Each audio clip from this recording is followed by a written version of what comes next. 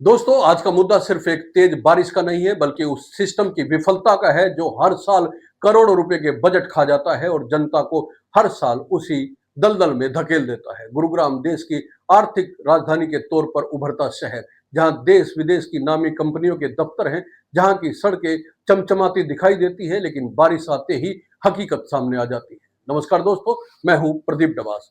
दोस्तों, मानसून की पहली बारिश ने गुरुग्राम की पूरी पोल खोल दी। करीब 3 घंटे तक लगातार हुई बारिश ने वो कर दिखाया जो भ्रष्ट तंत्र और लापरवाह सिस्टम की पहचान बन गया है। शहर की सबसे हाईटेक कही जाने वाली कॉलोनियां, कॉरपोरेट हब, पॉश सेक्टर, सब कुछ पानी में डूबा मिला। नालों का पानी घरों में घुस गया, सड़कें दरिया बन गई, अंडरपास में गाड़ियां तैरने लगी और लोग घंटों घंटों तक ट्रैफिक में फंसे रहे। सबसे बड़ा सवाल, हर साल करोड़ों रुपए खर्च करने के बावजूद गुरुग्राम में जल भराव की यह स्थिति आखिर क्यों होती है? गुरुग्राम नगर निगम और जीएमडीए की तैयारी केवल कागजों पर क्यों होती है? क्यों हर साल मानसून से पहले प्लानिंग के नाम पर सिर्फ मीटिंगें और फोटोग्राफ का तमाशा होता है, लेकिन जमीनी स्तर पर कोई फर्क नहीं आता? गुरुग्राम के सेक्टर 22 की बात करें, जहां जल भराव इतना हुआ कि लोग स्विमिंग करते हुए नजर आए।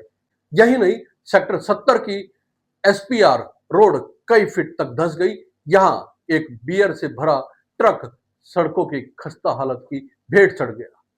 क्या इस सड़क की मरम्मत या इसकी नींव की कोई जांच मॉनसून से पहले की गई थी? अगर की गई थी तो फिर यह हादसा कैसे हुआ, और अगर नहीं की गई थी तो जिम्मेदार कौन है? दोस्तों, अब सवाल है गुरुग्राम प्रशासन और हरियाणा सरकार से। क्या हर साल यही नजारा देखने को मिलेगा? हर साल नई घोषणाएं, नए टेंडर, नई मीटिंगें, लेकिन नतीजा वही, सड़कों पर सैलाब, अंडरपास में डूबती गाड़ियां, बिजली गुल और घंटों का जाम। क्या यही विकास है? सोना रोड, सुभाष चौक, सरदन, पेरीफेल रोड और इन इलाकों में गाड़ियों की लंबी लंबी कतारें, ट्रैफिक रेंग रेंग कर चला। बारिश के कारण कई गाड़ियां बंद हो गई और कई चालक अपनी गाड़ियों को धक्का देकर पानी से बाहर निकालते हुए नजर आए। अब सोशल मीडिया पर गुरुग्राम प्रशासन और नगर निगम को लोग जमकर ट्रोल कर रहे हैं, और ट्रोल भी क्यों ना करें जब बारिश में लोगों के घरों में, दुकानों में, यहां तक कि ऑफिस में पानी घुस गया। क्या इन हालात के लिए कोई जवाबदेह है? दोस्तों, क्या कभी किसी अधिकारी या किसी नेता पर कार्रवाई हुई? क्या कभी किसी ठेकेदार से जवाब तलब किया गया?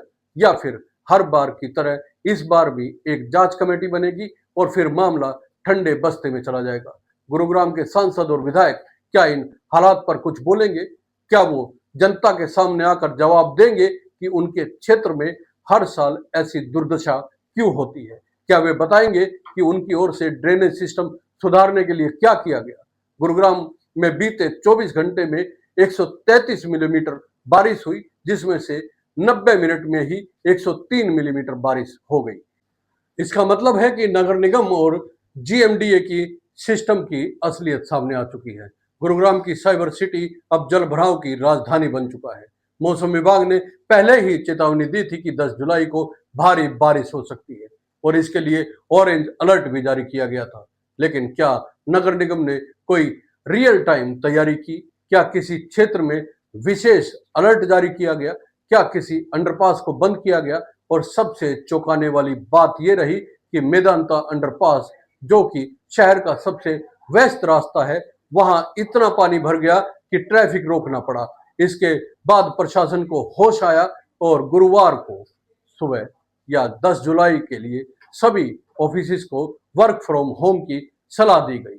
अब सवाल यह है कि यह सलाह पहले क्यों नहीं दी गई? क्या किसी की जान चली जाती तब प्रशासन को कार्रवाई की समझ आती? क्या मौसम विभाग ने पहले से चेताया था तो पहले से अलर्ट क्यों नहीं जारी किया गया? अब बात करते हैं शहर की मूलभूत संरचना की। गुरुग्राम में हर साल अरबों का रियल एस्टेट कारोबार होता है, नए नए प्रोजेक्ट्स बनते हैं, नए सेक्टर बसते हैं, लेकिन नालों और ड्रेनेज सिस्टम की प्लानिंग कौन करता है? बिल्डर्स तो अपने प्लॉट्स बेचकर चले जाते हैं, लेकिन जब बारिश आती है तब पता चलता है कि ड्रेनेज सिस्टम एक मजाक है। कई स्थानों पर पेड़ गिर गए, जिसकी वजह से बिजली आपूर्ति बाधित हुई। सेक्टर 22, सेक्टर 56, सेक्टर 31 जैसे इलाकों में बिजली गुल हो गई, स्कूल बंद करने पड़े, बच्चों की ऑनलाइन क्लासेस रद्द करनी पड़ी और इन सबसे ज्यादा प्रभावित हुए आम लोग, ऑटो चालक, सफाई कर्मचारी, ऑफिस कर्मचारी, डिलीवरी बॉय, हॉस्पिटल जा रहे मरीज। इनके लिए ना कोई रास्ता बचा था, ना कोई राहत। ये सवाल केवल गुरुग्राम का नहीं है, ये सवाल पूरे सिस्टम का है दोस्तों, जो सिर्फ घोषणाओं में चलता है, प्रेस नोट में उपलब्धियों के आंकड़े देता है और जमीन पर नाकाम है। क्या हरियाणा के मुख्यमंत्री इस हालात पर कोई जवाब देंगे? क्या वे जनता से माफी मांगेंगे? क्या वे गुरुग्राम के लिए विशेष ड्रेनेज मशीनरी लॉन्च करेंगे, या फिर वे भी बाकी नेताओं की तरह एक ट्वीट करके अपनी ड्यूटी पूरी समझ लेंगे? अब जरूरत है जवाबदेही की। गुरुग्राम जैसे शहर जो देश के इकोनॉमिक इंजन बनने का दावा करते हैं, अगर इस तरह से हर साल बारिश में डूबते रहेंगे तो निवेशक भी पीछे हटेंगे और जनता का भरोसा भी टूटेगा। दोस्तों, हमारी भी कुछ मांगे हैं। सबसे पहली मांग, नगर निगम और जीएमडीए द्वारा पिछले 3 साल में जल भराव रोकने के नाम पर खर्च किए गए बजट की सार्वजनिक जांच हो। ड्रेनेज सिस्टम से जुड़े सभी प्रोजेक्ट्स का थर्ड पार्टी ऑडिट करवाया जाए। हर सेक्टर में पानी निकासी की मौजूदा स्थिति का रियल टाइम सर्वे करवाया जाए। जिम्मेदार अधिकारियों और ठेकेदारों के नाम सार्वजनिक किए जाए और उन पर कार्रवाई हो। गुरुग्राम के हर वार्ड में मॉनसून से पहले पब्लिक हियरिंग कर लोगों की राय और शिकायतें दर्ज की जाए। गुरुग्राम की जनता अब और बरसात में बहने को तैयार नहीं है। अब वक्त है आवाज उठाने का। यह वीडियो एक चेतावनी है, एक सवाल है और एक आंदोलन की शुरुआत हो सकती है, अगर आप तैयार हैं। दोस्तों, इस वीडियो को इतना शेयर करें कि ये सरकार के कानों तक आपकी आवाज बनकर पहुंचे। ये वीडियो अगर आपको अच्छा लगा है तो लाइक भी कीजिए और चैनल को सब्सक्राइब करना ना भूलें। बहुत बहुत धन्यवाद। नमस्कार।